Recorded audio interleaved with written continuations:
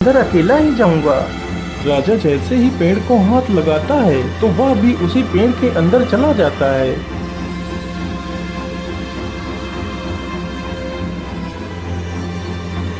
तभी वही बाज फिर से आता है और राजा को भी उठाकर उसी डायन के पास ले जाता है।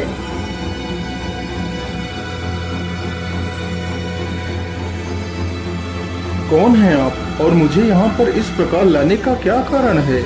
मेरी राजकुमारी कहाँ है? अरे महाराज, आप चिंता ना करिए, आप जल्दी ही अपनी राजकुमारी से मिलेंगे। उससे पहले आपको मेरा एक काम करना होगा। ठीक है डायन, मुझे जल्दी से बताइए, मैं तुम्हारे लिए क्या काम कर सकता हूँ। फिर वह डायन राजा से भी उसी अमृत को लाने की बात कहती है। ठीक है डायन, मैं तुम्हें वह अमृत लाकर दे दूंगा, लेकिन मेरी पुत्री को कुछ नहीं होना चाहिए। इतना कहकर राजा अमृत लाने के लिए चल पड़ता है।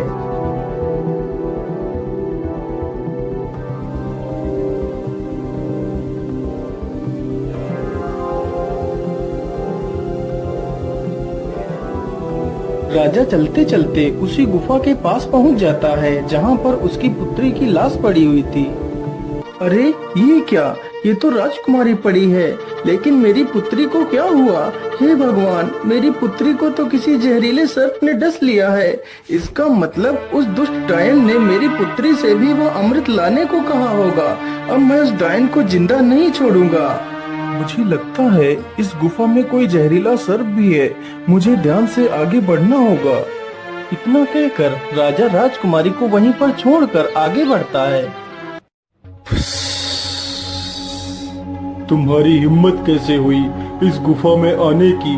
मैं तुम्हें जिंदा नहीं छोड़ूंगा। सर्प जैसे ही राजा को डसने के लिए आगे बढ़ता है, राजा तुरंत अपनी तलवार से सर्प के 2 टुकड़े कर देता है। दुष्ट, तूने ही मेरी पुत्री को मारा है, मैं भला तुझे जिंदा कैसे छोड़ सकता था? इतना कहकर राजा गुफा में आगे बढ़ता है।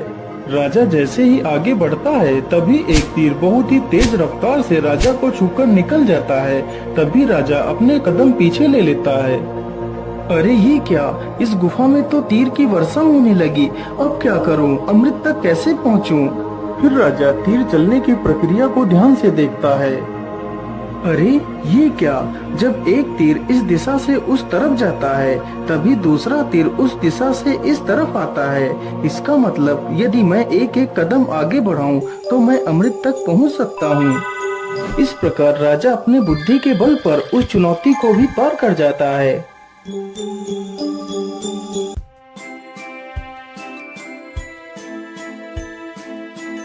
अरे वो रहा अमृत, चलो जल्दी से अमृत को ले लेता हूँ।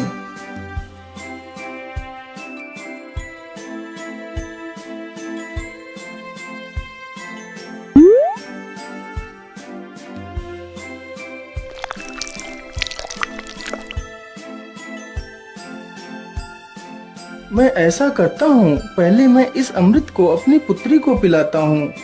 ये सोचकर राजा अपनी पुत्री को अमृत पिलाता है। अमृत पीते ही उसकी पुत्री जीवित हो जाती है। अरे पिताजी, आप यहाँ पर कैसे आ गए? पुत्री, मैं तुम्हें लेने आया हूँ, अब तुम बिल्कुल भी चिंता मत करो, मैं यहाँ पर आ गया हूँ। फिर वह राजा उस अमृत को खुद भी पी लेता है और बाद में बचा हुआ अमृत उस सर्प के मुंह में डाल देता है। अमृत मुंह में पड़ते ही सर्प भी जीवित हो जाता है।